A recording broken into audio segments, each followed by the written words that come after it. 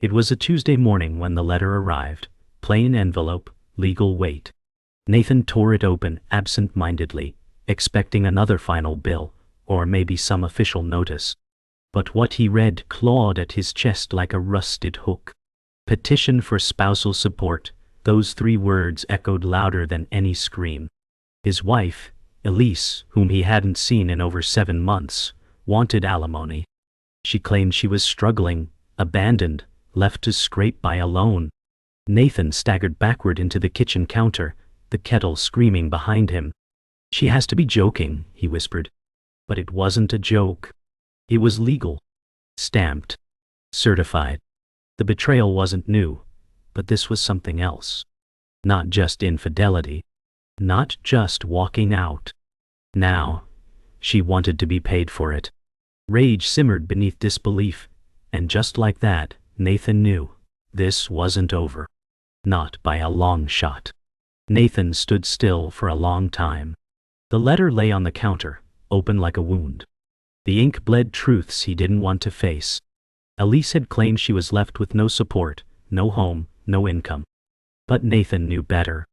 They hadn't divorced in rage. No, it was Elise who walked out without warning, suitcase already packed. She had said nothing about being alone. He remembered her words. "I need to find what makes me happy." There was no mention of struggle. So where was this desperate victim in the letter coming from? He picked up the page again, scanning it for inconsistencies. His jaw tightened. Something didn't add up. His heart, still battered from her betrayal, was now pumping with quiet suspicion. Either Elise was lying outright, or someone had coached her into painting a version of events that never happened. It hadn't always been like this. Nathan remembered weekends in the backyard, Elise laughing as she burned the burgers, barefoot in the grass, her head thrown back. Those memories came uninvited, cruel in their timing. They used to be inseparable, the couple everyone envied. Their home had been filled with music, wine glasses clinking, the occasional fight followed by whispered apologies. But over time, Elise had started to pull away. She became quieter, her smiles delayed, her phone more sacred than a diary. Now, those little red flags felt like bloodstains. Nathan closed his eyes, summoning her voice. "You're not the man I fell in love with," she had said before walking out. Maybe he wasn't. But was that an excuse, or preparation for an escape? He didn't know. But what he did know now was that he'd been too blind, too trusting. That was over. By noon, Nathan was in his car, the letter folded into his coat pocket like a burning coal.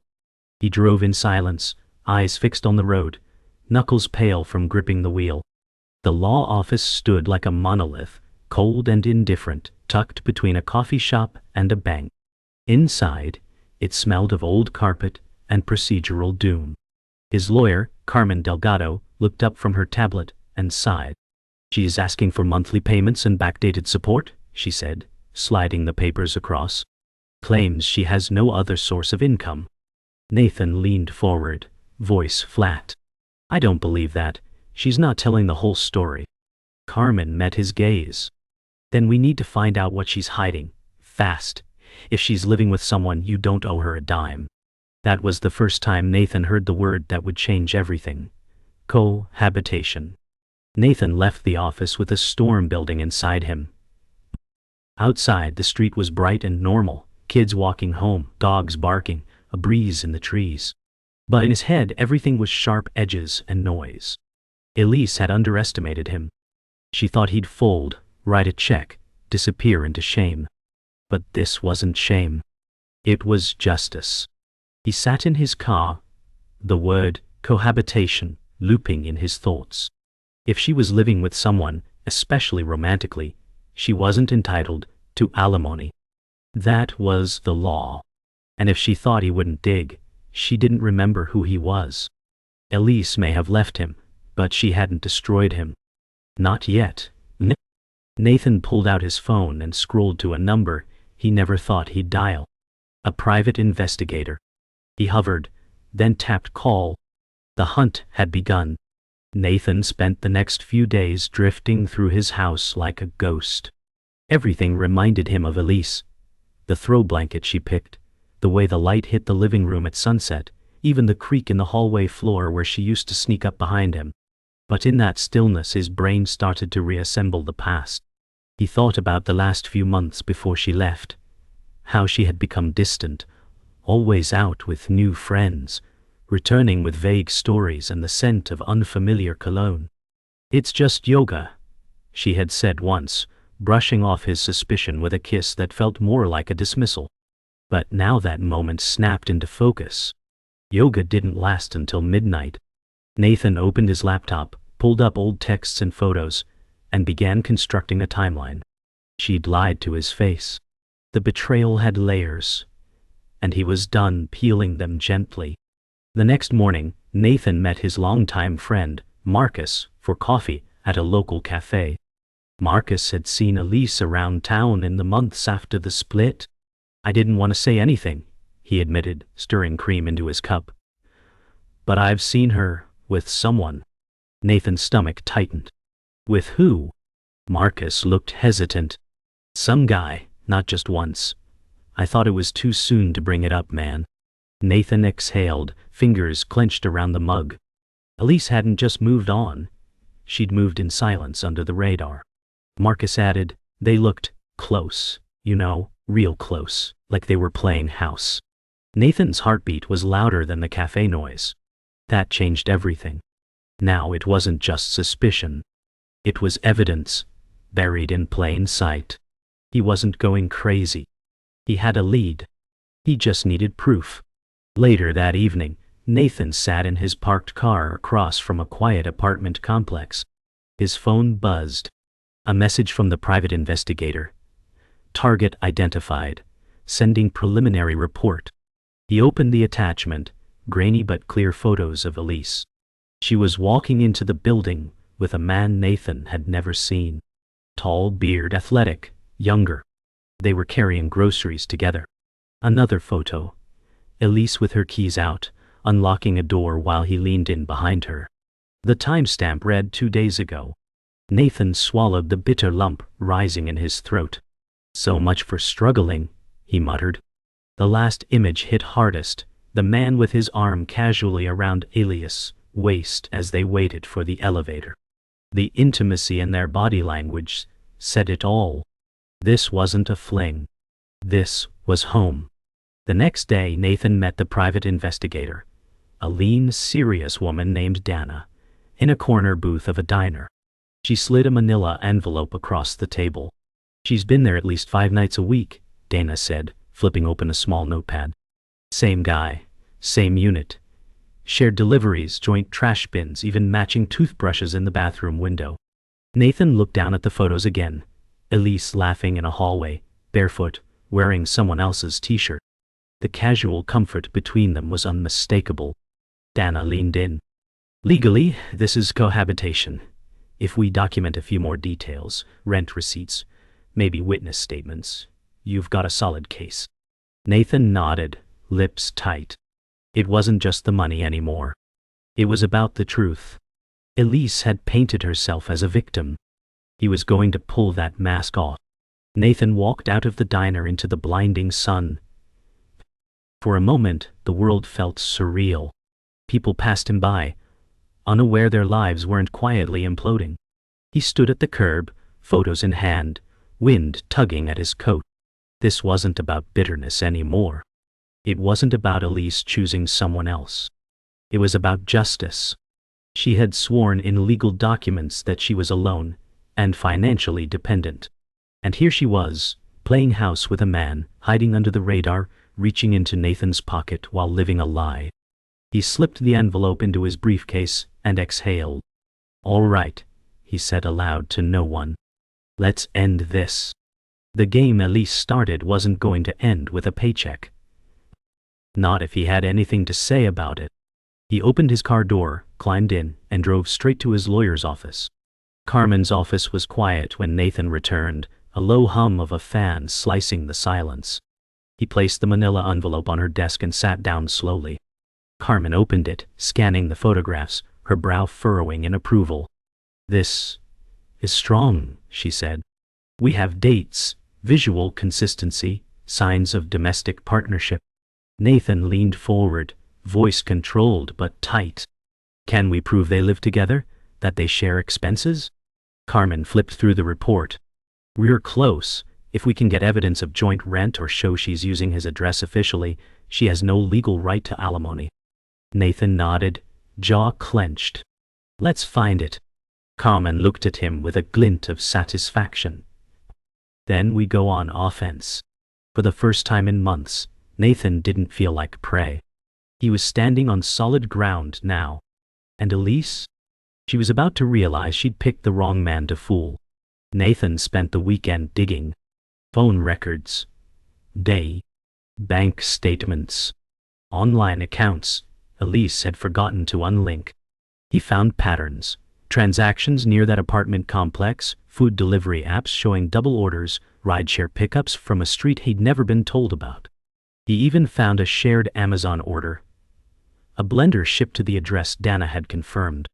And there it was, in black and white, Elise's name on the delivery confirmation.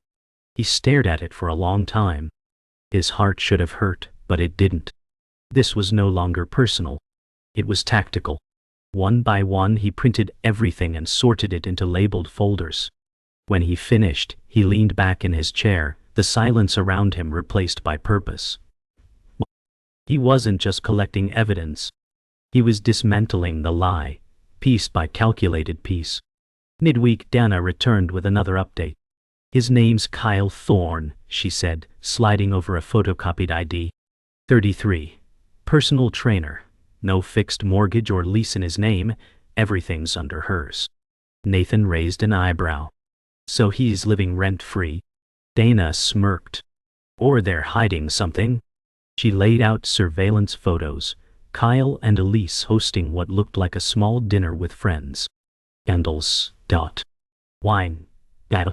One image caught Nathan's attention, Elise barefoot again, laughing at something Kyle whispered. She wasn't hiding. She was thriving. Dana continued. Neighbors confirm they've been seen together constantly. Some think they're married. Nathan said nothing. There was nothing left to doubt now. The life she claimed she didn't have was playing out every evening behind another door. She wanted support.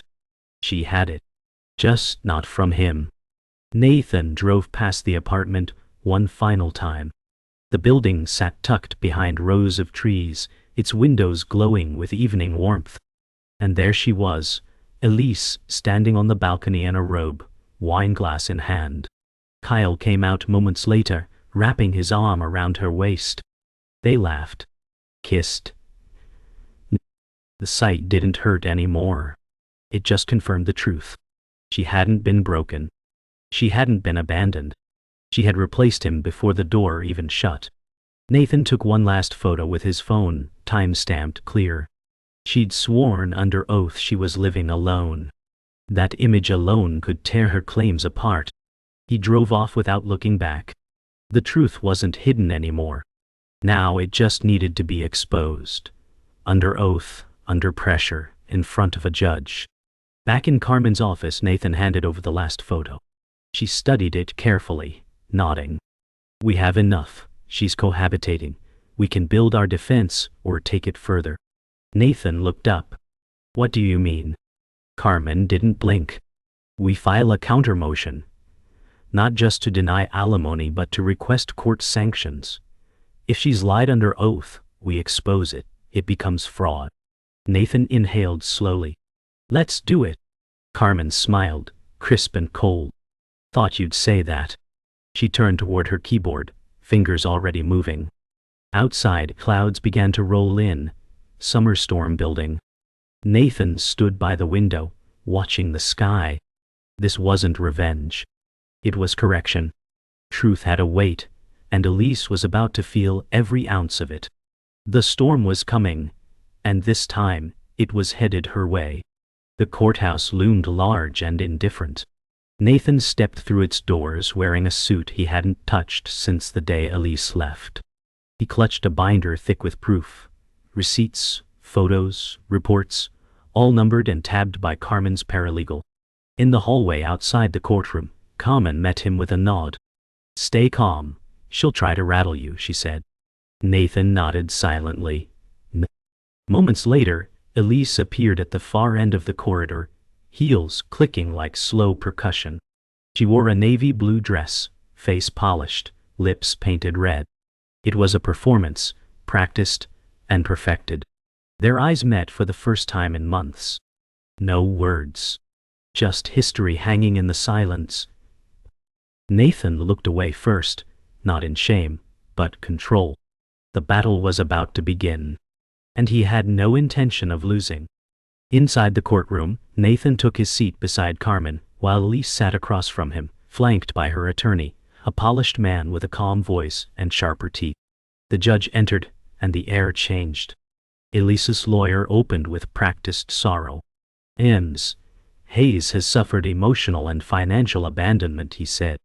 "She was left with no resources, no support structure." Elise nodded solemnly, dabbing at her eye with a tissue. Nathan's fists tightened under the table.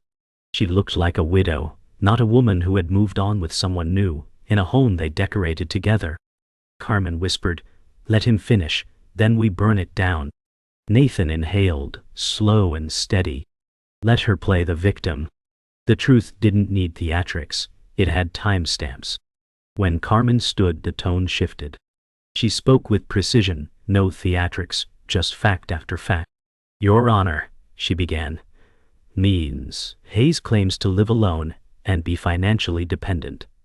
But we have proof that for over 6 months, she has cohabitated with one Mr. Kyle Thorne." She passed photos to the clerk. The judge examined them, expression unreadable. Elise shifted uncomfortably. Carmen continued. "Joint food deliveries, joint residence, daily co-presence, physical intimacy captured in photographs, and packages addressed to her at his residence." The room went still. Elise's lawyer objected, but too late.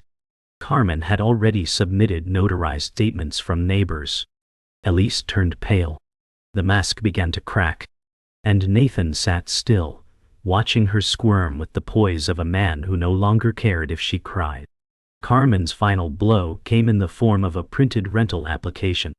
"Your Honor," she said, voice crisp, "Ms. Hayes listed Mr. Thorne as a co-tenant on this form submitted 3 months ago. Signed and dated." Elise's lawyer leaned in, whispering frantically. Elise stammered, We weren't living together back then." Carmen countered, "The timestamp says otherwise." The judge raised an eyebrow. Elise swallowed hard, caught between fiction and legal documentation. Nathan watched it all unfold, with a strange calm. This wasn't just strategy, it was vindication. Elise's story was unraveling in front of the very system she tried to manipulate. The truth didn't need to scream. It only had to be steady.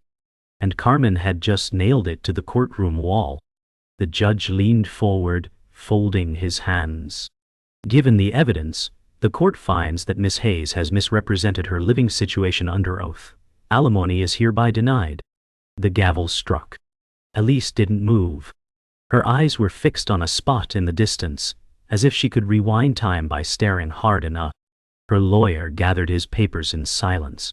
Carmen packed up slowly, her expression unreadable. Nathan stood and turned to leave, but paused for just a second. Elise looked up, as if expecting him to say something, anything. But he didn't. There was nothing left to say. Outside, the rain had started. Nathan stepped into it, letting it wash across his face. Not as a symbol. Not as closure. Just water. But for the first time in months, it didn't sting. Elise sat in the hallway outside the courtroom, slumped, her phone gripped in both hands. Her perfect posture had collapsed, and so had her mask. Nathan watched from a distance, not with cruelty, but clarity. She had played the victim so well, but now the stage lights were off, and no one was clapping. Carmen approached beside him. "She'll likely face a penalty for the false statements," she said quietly. Nathan nodded. "She's not the first to lie to a judge," Carmen added, "but most don't get caught like this." Elise's attorney exited the courtroom without a word, briefcase in hand, not even glancing back at her. It was over. Not just the case, but the illusion. Elise was alone now, not because Nathan abandoned her, but because she'd gambled on deception and lost. And Nathan? He didn't feel triumphant. He felt clean. Later that evening, Nathan returned home, binder still in hand. The house was quiet, still, like it had been holding its breath all this time. He placed the binder on the shelf beside the divorce paperwork and let his fingers rest on the spine. He didn't need it anymore, but he wouldn't burn it either. It was a symbol now, of resilience, of truth standing its ground. He poured himself a drink, sat on the couch, and looked around the space he used to share. Nothing had changed. The photo of him and Elise from 3 years ago still sat on the mantel. He stared at it for a long while before finally getting up, removing the frame, and placing it face down in the drawer. It wasn't anger. It wasn't grief. It was simply release. Across town, Elise entered the apartment she had once treated like a haven. Kyle was in the kitchen, shirtless, focused on his phone. She dropped her bag with a thud. "It's over," she said. Kyle barely looked up. "I figured." She stepped closer, waiting for comfort, but none came. He sighed. "I told you not to push it. You thought you could finesse a court." Elise's voice cracked. "You said you'd back me. I said I'd be here. Not that I'd lie under oath for you." He walked past her, brushing her shoulder, and disappeared into the bedroom. The silence that followed wasn't just awkward, it was terminal. Elise stood alone in the kitchen, still dressed for court, makeup fading, the scent of burnt toast in the air. She had lost the case, and she was about to lose much more. Nathan sat outside in his backyard that night. The sky was clear, stars pricking the darkness like tiny sparks of defiance. He sipped his drink, letting the silence settle over him. Not a victorious silence, a truthful one. The past year had been full of shadows, half-truths, manipulations, and pain. But now it was just him. The kind of quiet that didn't ask questions or replay old arguments. It just was. He reached for his phone, opened a blank note, and typed, "Sometimes peace comes not from what you win, but from what you finally let go of." He stared at it for a while, then saved it without sending or sharing. The fight was over. And for the first time in a long time, Nathan didn't need anyone else to understand it but himself. The next morning, Elise packed her suitcase again. Kyle had gone, not officially, but emotionally. His presence was empty now, and so was the apartment. She folded her clothes slower this time, like maybe if she packed gently enough, the damage would soften. But nothing softened. She passed the mirror, caught her own reflection, and paused. No makeup. No courtroom polish. Just her. For a moment, she reached for her phone, thumb hovering over Nathan's number. But she stopped. What would she even say? Sorry I lied? Sorry I lost? She placed the phone down and zipped her bag. The lies she told had cost her everything, but the silence she would now live with was earned. Outside, a taxi waited. She left the keys on the counter and closed the door without looking back. Nathan returned to Carmen's office to tie up loose ends. The court ruling was final, but paperwork still moved slow. They'll issue the formal denial in writing this week, Carmen said, sliding a final form across the desk. You won't owe her a cent. Nathan signed with a steady hand. No hesitation. What happens to her now? He asked. Carmen shrugged slightly. Nothing legally, but she may face penalties for perjury. If she's smart, she'll stay quiet. Nathan nodded. He wasn't interested in punishment. Just peace. Carmen studied him for a moment. You handled this with more grace than most. Nathan smiled faintly. I didn't do it for revenge. I did it to remember who I was before all this. Carmen returned the smile. Then you won. The deal was sealed. Not just in ink, but in dignity.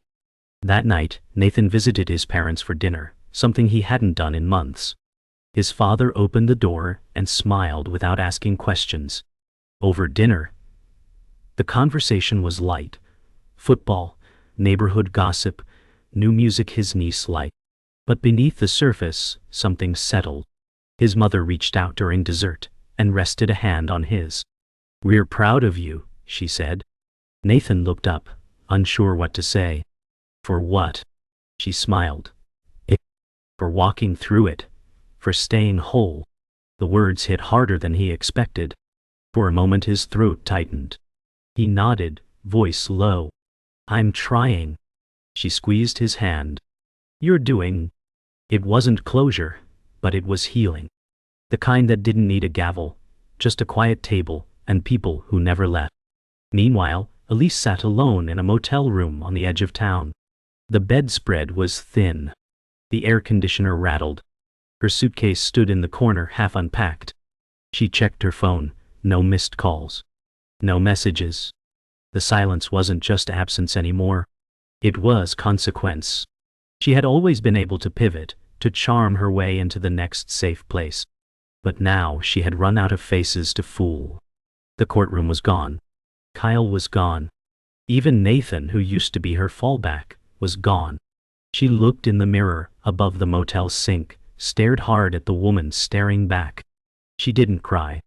She didn't rage. She just stood there, quiet, stripped, and finally maybe beginning to understand what she had done.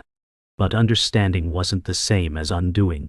And some damage doesn't come with a second chance. Nathan sat at his desk the following morning, reviewing a job offer. A startup in Seattle had reached out. Something about his resume had caught their eye. He hadn't been job hunting, but now the idea felt clean. New. The offer wasn't massive, but it was enough. More importantly, it came with relocation. A reset. He looked around his house. Every object seemed to carry a story, a weight. Some good, some heavy. Maybe it was time. Not to run, but to choose. He called Carmen and asked for her thoughts. "It's a great offer," she said. "And no legal reason to stay." Nathan smiled. Exactly. The past had been documented, filed, and judged. The future? That was still blank.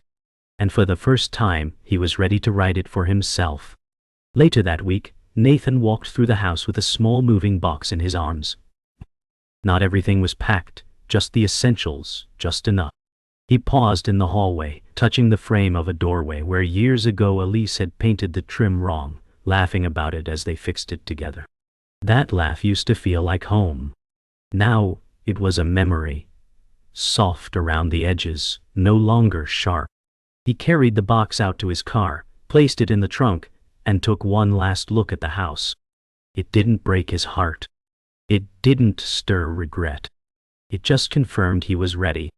He got in the car, started the engine, and pulled away, not fleeing, but choosing the next road. With no one left to follow, and no need to look back. The apartment was smaller, but Nathan liked it that way. Fewer rooms meant fewer ghosts. A second-floor walk-up in a quiet part of Seattle, with wood floors and tall windows that let in the morning light like it belonged there. He unpacked slowly. One photo frame, a coffee mug, a stack of books he'd read twice. Every object he kept now meant something. No dead weight. No reminders of betrayal. Just him. The silence was new, but it didn't sting. It breathed. Outside his window, the world moved. Cars passing, a cyclist humming to himself, a dog barking somewhere down the block.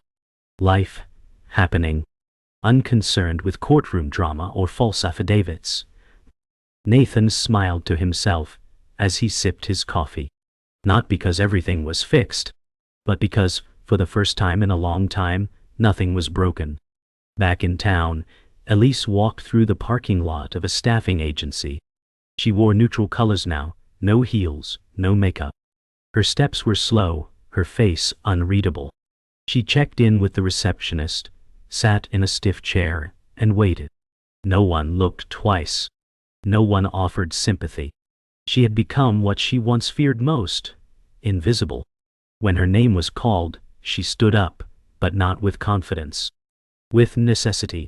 This wasn't rock bottom. This was what came after. The slow crawl toward stability. She'd lied, manipulated, and lost. But now, for the first time, maybe she was beginning something real. Not built on illusions. Not spun for pity. Just honest effort. She didn't know where it would go, but she knew no one was coming to save her. And strangely, that was the most honest place she'd ever stood. Nathan's phone buzzed as he unpacked the last box. A message from an unknown number. He opened it. It was from Elise. Just one line, "I didn't think you'd fight back." He stared at it for a long moment, fingers hovering above the keyboard. There were a dozen things he could say. Angry things. Honest things. But instead, he deleted it. No reply. No rage. No continuation. It didn't matter what she thought anymore. What mattered was that he had reclaimed his voice, not by shouting, but by choosing silence where chaos used to live. He placed the phone face down on the table, took a deep breath, and moved on. That text would be the last thing she ever said to him. And he'd let it float into the silence without weight. Later that week, Nathan took a walk through his new neighborhood. It wasn't remarkable. Small shops, a bookstore, a cafe with mismatched chairs. But it was his. A barista smiled when he walked in, asked if it was his first time. "Yeah," he said, smiling back. "Won't be the last." He sat by the window with his coffee, journal open in front of him. He didn't write much. Just a single word, free. He looked around, not for anyone, not waiting for a shadow to walk through the door. He just existed. Whole. Yesterday. Present. The past hadn't vanished, but it didn't weigh him down anymore. He stirred his coffee slowly, exhaled deeply, and let the quiet wrap around him like a coat he hadn't worn in years. One that finally fit again. That night, Nathan stood by the window, watching the city lights flicker in the distance. A breeze rustled the curtain. He didn't feel triumphant. He didn't feel damaged. He just felt quiet. Complete. On the bookshelf beside him sat the closed binder. The one that had once defined the battle. He reached for it, paused, then placed it into a storage box. No ceremony. No anger. Just done. As he turned off the light and stepped into the hallway, the frame on the wall caught his eye. A new photo. Just him, smiling by the coast, arms open to the wind. No ghosts in that picture. Just a man who had walked through fire and refused to carry the smoke. The lights dimmed. The door clicked shut. And the night held him like it knew he'd earned his peace.